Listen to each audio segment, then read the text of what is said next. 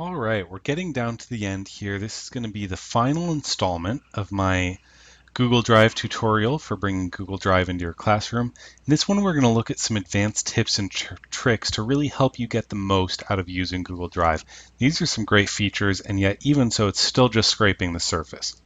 The first thing we're going to look at today is using revision history and viewing revision history. This is an incredibly helpful feature of Google Docs, which you do not find on, Microsoft Word or any normal word processing program. And that's that you can actually view all the changes that have ever been made to a document.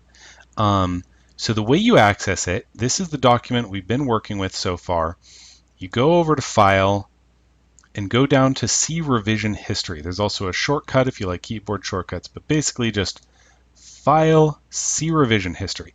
Now an amazing thing happens. You see these three documents.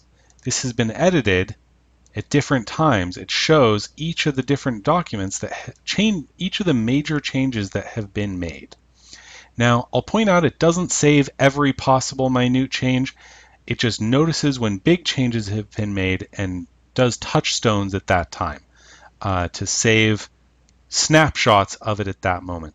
And this is so useful. I actually had a situation just yesterday, a couple days ago, with a student who hadn't saved their previous paper, and I needed them to access it.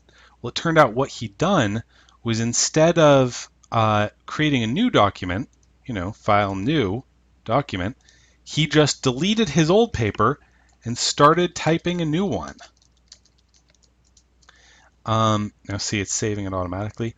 So what I did was, when I figured out that's what he'd done, I went to revision history and was able to select a prior revision, restore that version, and he could recover his old paper that he had accidentally deleted.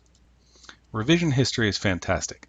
Now the next thing I'm going to show you, which is the trick of how I'm able to access two email accounts on the same computer at the same time, both Google accounts. And the trick is using incognito mode. See this little spy up here in the left-hand corner? That means I'm in an incognito mode. To show you how I got there, I'm going to close all of this. Now I'm back at what I was calling my student account. This is actually my real account right now. Let's close some of these.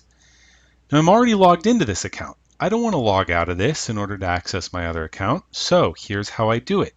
Go to up here, the Settings tab. This is where you access your different settings. Click New Incognito Window.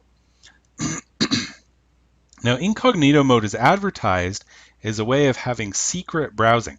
It's actually not secret at all. Your employer sees everywhere you go. Your internet service provider sees everywhere you go. Google sees everywhere you go. The websites, it's not secret. But it does do a cool thing, which is it doesn't access the same cookies as your other browser, which means you can access two different accounts at the same time. So I go ahead and log in, go to gmail.com. You'll see, even though I'm logged in as prospect.sailor over there, I can log in as another one here, sailor.prospect this time. So putting in my password, and I can get into sailor.prospect and see what I've been calling my teacher account. Okay, one more neat little trick. If you want to upload documents, there's actually a very quick and easy way to do that. Let me get back into my drive here. And I'm going to open up a little tab here. So the normal way to upload documents would be to go to File, File Upload, right? And you can select the one you want to upload. But there's actually a really cool feature where all you need to do, here's my little folder with the document I want to upload. Say I want to upload it, I can just drag it. I can just click and drag and it uploads it. Just kind of a cool feature that may be a time saver for you. You can literally drag from your folders into Google Drive and it'll upload it automatically. Now, last but not least is installing Drive on your home computer or your work computer. It's actually a very cool technique. You just go to Settings, click Download Drive. I'm not going to do it right now, but what it would do is download all your files and it would sync them automatically. So any changes you make locally would be uploaded to the server. Also a cool feature. And that's it. Have fun using Drive.